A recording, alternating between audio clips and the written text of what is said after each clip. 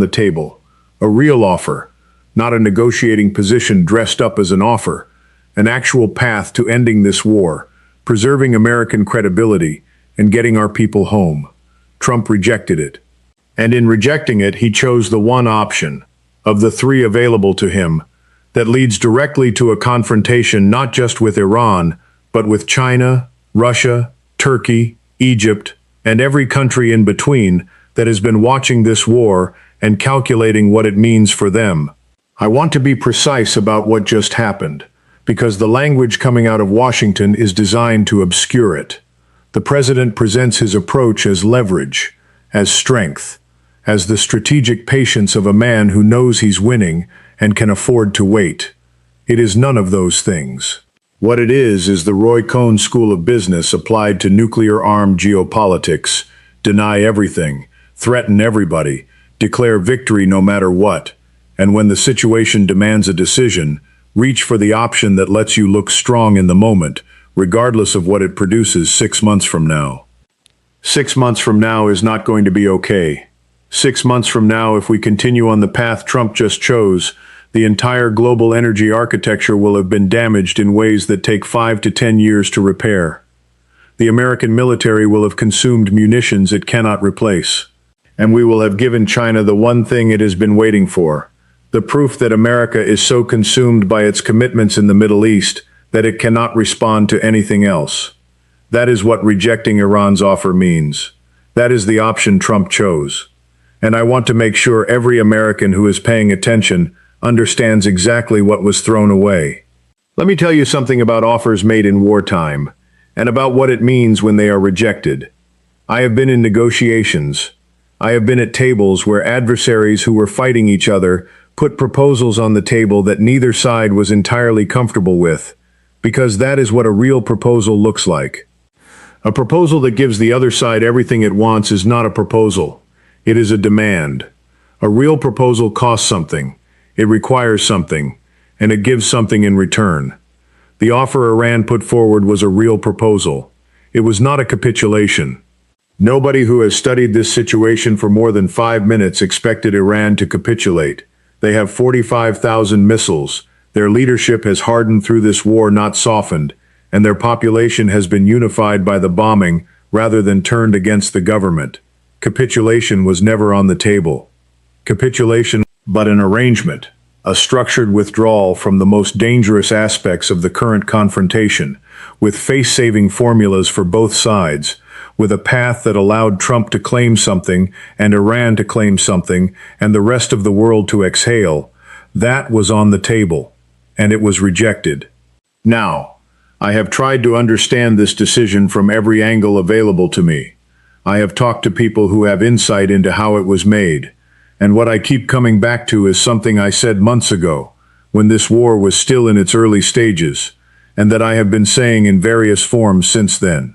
When I was speaking to Donald Trump privately, before this war, before he had been fully captured by the advisors and the donors and the ideological apparatus that is now running his foreign policy, he was not interested in war with Iran. He was convinced, and he convinced me that he was sincere, that some kind of arrangement was achievable without military force, that there was a deal to be made. That man and the man who just rejected Iran's offer are not the same man making the same decisions. Something has changed. The access has changed. The voices in his ear have changed. And the decision that was just made, the decision to reject the off-ramp, to choose the option that leads further in rather than out, that decision did not come from the president's own strategic judgment. It came from the people who have purchased his foreign policy. I want to be honest about how certain I am of that. I cannot prove it in a court of law, but everything I know about how this administration makes decisions, everything I have seen about the gap between what Trump says in private and what he does in public, everything I understand about the financial and political architecture that surrounds him, it all points in the same direction. The rejection of Iran's offer was not a presidential decision. It was a managed outcome. Let me do something that the people around this president apparently did not do before advising him to reject Iran's offer. Let me actually analyze the options. Because there were 3 of them. 3 real options, not an infinite menu of possibilities. 3. And Trump chose the worst one. Option 1. Declare victory and disengage. Walk away from the blockade. Find a formula that lets you describe the outcome as a success. The destruction of some portion of Iran's nuclear infrastructure, the demonstration of American military capability, the establishment of certain conditions, and leave. Get out. Now, I want to be honest about this option because it has problems. The only people who are going to take the victory declaration seriously are people in the White House. The rest of the world knows what happened. Iran is still standing. Iran is more unified than when we started. The nuclear program we set out to destroy is disrupted but not destroyed. Calling that victory would be, in plain language, a lie. But here is the thing about that lie. It is a survivable lie.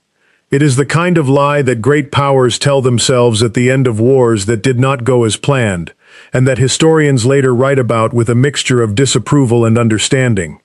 It costs something in credibility. But credibility can be rebuilt. More importantly, 70% of the American people do not want this war. They do not want it. They did not want it when it started, and they want it even less now. If Trump stood up tomorrow and said we are withdrawing, framed appropriately, he would be applauded from the Atlantic to the Pacific. Not by his donors, not by the people whose financial interests are tied to this war continuing, but by the American people, the ones who are paying for it in higher food prices, higher fuel prices, and their sons and daughters stationed on ships that have been at sea for 250 days. Option 1 was available, it was politically viable, it was the only option that stops the accumulation of damage, and it was taken off the table not by military necessity, but by Israel. Because Israel will not accept an outcome that does not result in the destruction of Iran as a functional state. And because Israel's interests, through the financial infrastructure that has been built over decades, are able to override the interests of the American people in the decision-making process of the American government. Option 2. Maintain the blockade. Keep the Strait of Hormuz closed. Apply economic pressure. Wait. This option has an elegant logic to it if you accept its assumptions.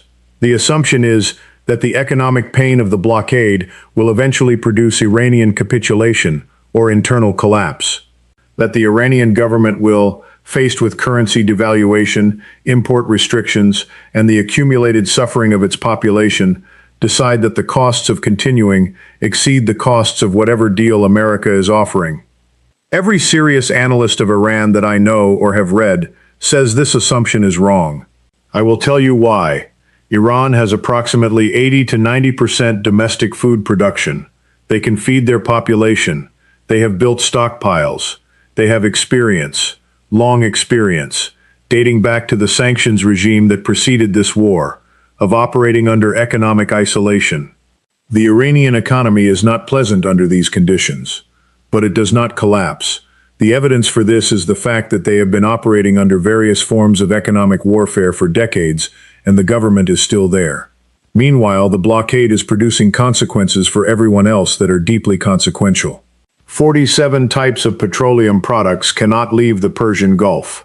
Fertilizer exports have fallen to a trickle. Farmers in the United States, inside the United States, cannot afford to buy the fertilizer they need to grow next year's crops. Bankruptcy among American farmers is up 40%. The food banks are running low.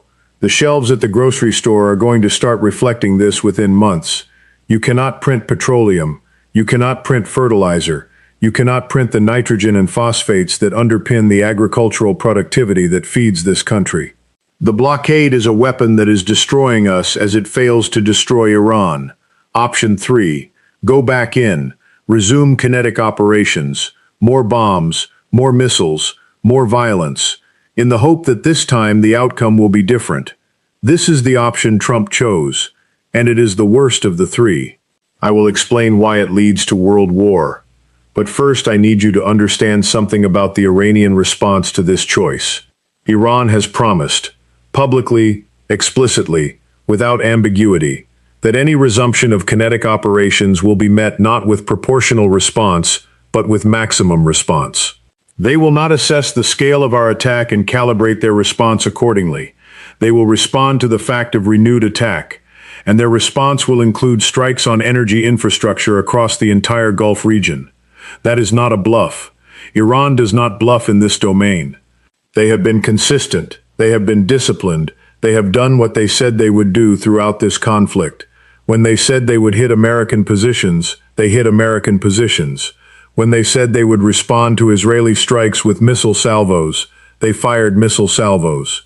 Their word in this conflict has been reliable in a way that ours has not been. The resumption of kinetic operations that Trump just chose will produce an Iranian response that destroys the energy infrastructure of the Gulf region in ways that make the current disruption look trivial. And the recovery time from that level of destruction is not months, it is 5 to 10 years. Let me give you the proof that this path leads to world war. Not as a rhetorical flourish, as a logical sequence of events, each step of which is grounded in observable reality. Step 1. Trump resumes kinetic operations. This has now been chosen. The blockade continues, and military options are back on the table. The signal has been sent. The advisors who pushed for this, Jack Keane, Lindsey Graham, the apparatus around Netanyahu, they have what they wanted. The off-ramp has been rejected. The war continues. Step 2. Iran responds as promised. Iran's response to renewed kinetic operations will not be calibrated to appear proportional. It will be maximum. That means strikes on energy infrastructure across the Gulf, not just in Iran, but on the facilities that American and Israeli interests depend on throughout the region. Saudi Aramco, UAE energy nodes, shipping in the Strait of Malacca, where tankers carrying Gulf oil to Asia must pass. Now stop on that last point, because it is the one that nobody in Washington seems to be thinking about. The Strait of Malacca. If Iranian-aligned forces, or Iran's partners, begin interdicting tanker traffic in the Strait of Malacca, the countries that depend on that oil do not sit passively and watch. China depends on Gulf oil. Japan depends on Gulf oil. South Korea depends on Gulf oil. For those governments to do nothing while the United States, through its blockade and its renewed military operations, destroys their energy supply is not a realistic expectation. It is not a pathway to their political survival. I raise this with people who should be taking it seriously. The response I got was dismissive. The assumption is that China will not act militarily because China fears American naval power. China has been preparing for exactly this scenario for 20 years. China has built a fleet. China has developed anti-ship ballistic missiles specifically designed to neutralize American carrier strike groups at distance. China has accumulated energy stockpiles. China has built nuclear power plants and coal-fired plants to reduce its dependency on imported oil for domestic consumption. China has done everything a country does when it is preparing to fight the United States over access to energy resources. The Chinese are much better prepared for that confrontation than we are. They know it. And when our actions in the Gulf threaten the energy supply that their economy and their political stability depend on, they will act. Not immediately, not on the first day, but they will act. Step 3. Russia completes its calculations. Russia has been watching this war with enormous interest and very specific calculations. They have been watching to see whether the United States, fully committed in the Middle East, has anything left for Europe. They have been watching to see whether NATO's paper strength corresponds to any real military capability. And they have been watching to see what China does. When China makes its move, when China decides that its energy interests require it to challenge American naval operations in the Pacific or the Indian Ocean, Russia's calculation becomes straightforward. The United States is extended in the Middle East, extended and diminished. The munitions stockpiles are depleted. The carrier strike groups are degraded. The political will in the American public for another front has reached zero.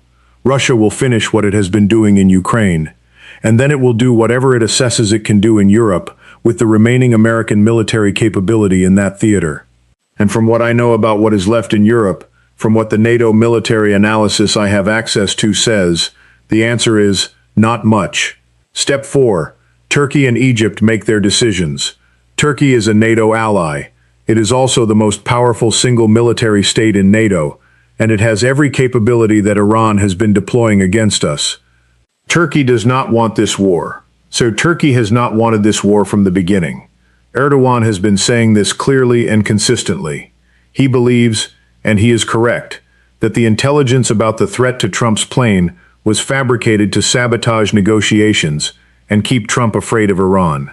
When the regional situation deteriorates to the point where Turkey's interests are directly threatened, when the economic consequences of the ongoing Gulf disruption become intolerable for a country that depends heavily on energy imports and regional trade, Turkey's loyalty to NATO becomes a much less compelling constraint on its behavior. Egypt is the largest Arab state in the region. It has been moving steadily toward the alignment that explicitly counters the American-Israeli axis. When that movement becomes formal, when Egypt makes the decision that its interests require active opposition rather than passive observation, the regional military balance shifts in ways that no amount of American air power can easily reverse. Step 5. The stock market. I want to bring this home, because I think sometimes the geopolitical analysis lives in a world that most Americans cannot directly connect to their own lives.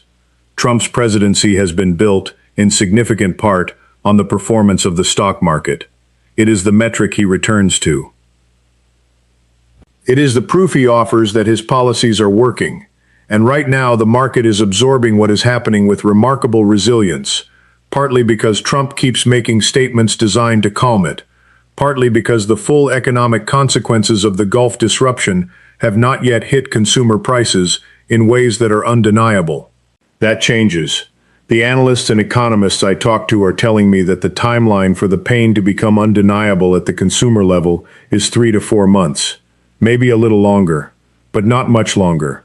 When fertilizer prices produce food price increases that show up in grocery stores, when fuel prices reflect the true state of the disrupted global supply chain rather than the strategic petroleum reserve releases that have been papering over the reality. When the farmers who cannot afford to plant because they cannot afford fertilizer produce less food, and that shortage shows up on shelves. When those things happen, and they will happen, Trump's stock market is going to lose 50 to 60% of its value. That is not a political statement. It is an economic projection based on what happens when global supply chains are disrupted at this scale for this duration. At that point, the political environment in the United States changes.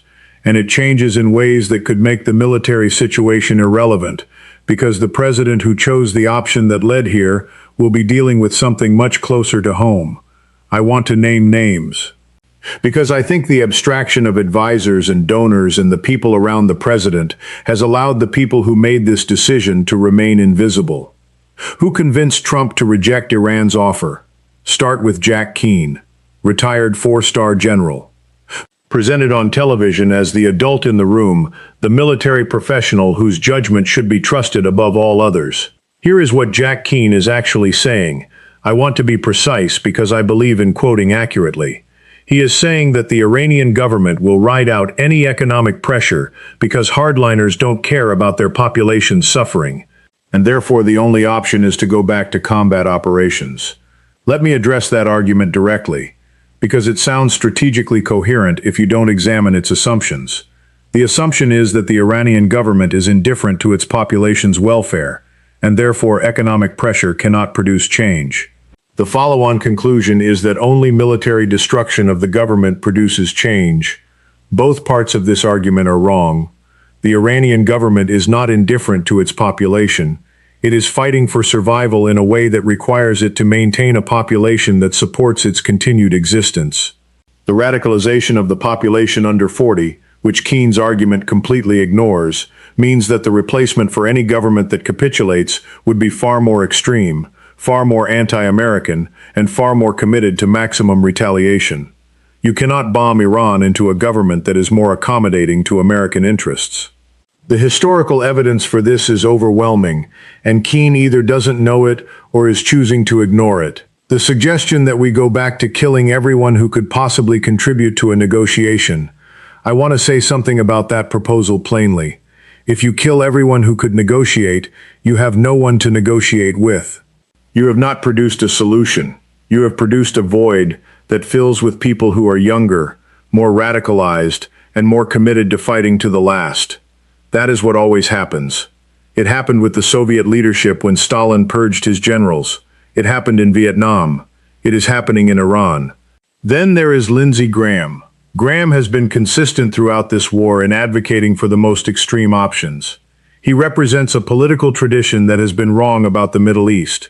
Consistently, demonstrably, expensively wrong for 25 years. From Iraq to Libya to Syria to this. The framework never changes. The conclusions never change. And the outcomes never produce what was promised. These are the voices that have the president's ear. These are the people who told him to reject Iran's offer. Not military professionals who have studied escalation theory and understand what happens when you push a regional conflict past certain thresholds. Ideological actors whose investment in a particular vision of the Middle East has outlasted every piece of evidence that the vision is wrong. And then there is the structural fact that I keep returning to because it is the most important fact in understanding how this decision was made. Trump's presidency, his political survival, his financial interests, the entire apparatus that supports him, is deeply entangled with the financial infrastructure that has made unconditional American support for Israel the default position of both parties in Washington. The people who funded his campaign, the people whose support he needs for 2026 midterms, the people whose media platforms amplify or silence him based on his positions. When Iran made its offer, Trump faced a choice between accepting it, which would have meant telling those people no, and rejecting it. Rejecting it was the path of least internal resistance, the path of least political cost in the immediate term, the path of greatest cost to the American people. But those costs arrive later, and later is not the timeline that electoral politics operates on. History offers us 3 moments that illuminate exactly what Trump just did and where it leads. I want to walk through each one briefly, because I think the pattern they reveal is more important than any single example. The first is the Japanese rejection of the Hull Note in November 1941.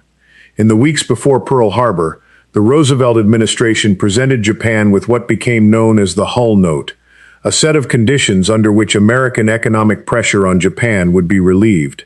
The conditions were demanding. They required Japan to withdraw from China, to renounce the tripartite pact with Germany and Italy, and to accept a framework that Japanese leadership interpreted as incompatible with Japanese strategic interests in Asia. Japan's military leadership concluded that the Hull Note was an ultimatum, that America was demanding Japanese capitulation in exchange for lifting sanctions that Japan needed to survive. They rejected it, and 10 days later they attacked Pearl Harbor. Now I am not drawing a moral equivalence here. I am drawing a structural parallel. What the Hull Note shows, what the decision to reject it and choose war shows, is what happens when a power facing economic pressure concludes that the terms of a negotiated settlement are less tolerable than the risks of military conflict. Japan decided it would rather fight than accept American conditions, even knowing that fighting America was enormously risky. Iran is making exactly that calculation. Not because its leadership is irrational, because its leadership has concluded, correctly, based on the evidence available to them, that the terms America is demanding are incompatible with Iranian sovereignty and survival, and that fighting, with all its costs, is preferable to surrender. Trump's rejection of Iran's offer has confirmed that calculation. It has told Iran that America is not interested in a negotiated settlement that preserves Iran as a functional state, and that confirmation removes whatever restraint was still operating on Iranian decision-making. The second parallel is the Korean War, 1950, when Chinese warnings about American forces approaching the Yalu River were dismissed by MacArthur and by the Truman administration as bluster. China entered the war. Not because China wanted to fight the United States, because China had concluded that allowing American forces to reach its border was an existential threat that required military response regardless of the cost. China's entry into Korea turned a war that was approaching its conclusion. American and United Nations forces had pushed North Korean forces to near collapse, into a catastrophe. Hundreds of thousands of additional casualties, a war that dragged on for 3 more years, an outcome that was far worse than any settlement that could have been reached before China entered. The lesson: when a great power concludes that its survival requires military action, it acts. Regardless of what it has said publicly, regardless of diplomatic signals, regardless of the costs it knows it will pay, China is watching the Gulf right now with the same calculus that it watched the Korean Peninsula in 1950. Its energy supply is at stake, its economy is at stake, its political stability is at stake. And the actions Trump has chosen, the blockade, the renewed military operations, the rejection of a negotiated path, are moving China's calculations steadily toward the conclusion that its interests require action. The third parallel is August 1914, specifically the 2 weeks between the assassination of Franz Ferdinand and the moment the entire European state system was at war. What happened in those 2 weeks is a masterclass in how great powers, pursuing individually rational short-term calculations, produce collectively irrational catastrophic outcomes. Austria wanted to punish Serbia. Germany backed Austria. Russia mobilized to support Serbia. Germany declared war on Russia. France was bound to Russia. Germany invaded Belgium. Britain was bound to Belgium. Each step was the product of a decision by a leader who believed they were managing the situation, who believed the next escalation would produce deterrence rather than counter-escalation, who did not fully model what would happen when the other side made its next move. The July crisis of 1914 produced the First World War because the people making the decisions at each step were focused on the immediate problem, the pressure they were under, the domestic politics they were managing, the ally they were supporting, rather than the systemic consequences of the sequence they were setting in motion. Trump rejecting Iran's offer is a step in a sequence. The sequence does not end with Iran. It continues through Iran's response, to the response of the regional powers that depend on Gulf energy, to China's calculation, to Russia's calculation, to Turkey's and Egypt's decisions. Each step in that sequence looks, from Washington, like a manageable problem, right up until the moment it is not manageable, right up until the moment it is 1914 again, and everyone is in a war that nobody wanted and nobody can stop. Let me give you my verdict.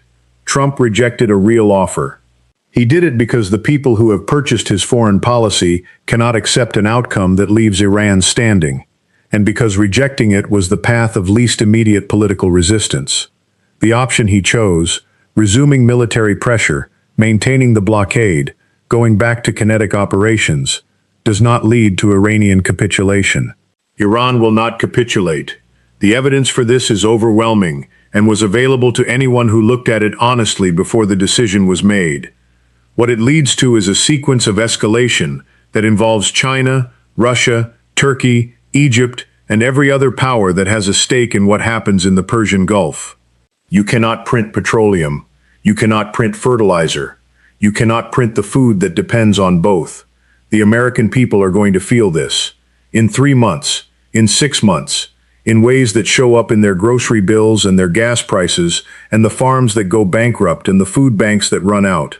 The stock market that Trump has built his presidency on loses 50 to 60% of its value when the full economic consequences of what he has chosen arrive. The analysts I talk to do not disagree on this. They disagree on the timeline, not the direction. We went from the city on the hill to a leper colony. Nobody wants to do business with us. Nobody trusts us. Nobody believes our word. And the people we are fighting a war for are not Americans. They are looking after a set of interests that are not American interests. And they are doing it with American blood and American money and American credibility that cannot be rebuilt quickly. Iran made an offer, it was rejected. The war continues. The escalation sequence continues. The window for a path that does not lead to something much larger and much worse is closing. That is my verdict, and I say it with no satisfaction whatsoever. I do not stop. That is the one thing I want you to take from this. Because the situation is not yet irreversible in the way that it will be irreversible if the next 3 steps in the escalation sequence play out. There are still things that can change the trajectory. They are harder now than they were before the offer was rejected. They were harder then than they were 6 months ago. Every rejection of an off-ramp makes the next off-ramp more expensive and more difficult to take. But they exist. The first thing that can still change this is the economic reality arriving faster than the political system expects. I said 3 to 4 months. It could be sooner, and when the American people feel this, not in abstract economic statistics but in the actual price of food at the actual grocery store, the political calculation changes. Trump's approval ratings track his economic performance more closely than any other single variable. When the economic performance becomes undeniable, the space for a different decision opens. The second thing that can still change this is China making its displeasure felt through diplomatic and economic channels before it feels the need to act militarily. China has options short of military action. It can make clear, through currency moves, through trade decisions, through diplomatic signals, that it will not passively watch its energy supply be disrupted indefinitely. Those signals, if they arrive before the military situation forces a kinetic Chinese response, give Washington something to respond to. The third thing is the American military doing what it should have done months ago, giving the president an honest assessment. Not the briefing that tells him what he wants to hear, not the 2-minute highlight reel of successful strikes, the actual picture, the depleted munitions, the degraded readiness. The war games in Germany where we were annihilated, the sailors at sea for 250 days. That briefing, delivered honestly, by officers who care more about their obligation to the truth than to their next star, that briefing could change the decision-making, if it is ever delivered. I have been saying for months that this war is failing. I have been saying that the strategy is wrong, that the intelligence was flawed, that the people making the decisions are not serving American interests. I will keep saying it, because the alternative, saying nothing, adjusting to what the people in power want to hear, finding a way to make the catastrophe sound manageable, that is not something I am capable of doing. Iran made an offer. It was rejected. I understand why it was rejected, even though I believe the rejection was catastrophically wrong. I understand the political constraints, the donor pressure, the ideological apparatus that made rejection the path of least resistance. But understanding why a mistake was made does not make it less of a mistake. The escalation path that was chosen leads somewhere very bad. The question is whether there are enough people in positions of authority who can see that clearly and act on what they see. I believe there are. I believe they exist in the military, in the intelligence community, in the legislature, in the public itself. The question is whether they will speak before the sequence that was set in motion today reaches the point where speaking is no longer enough.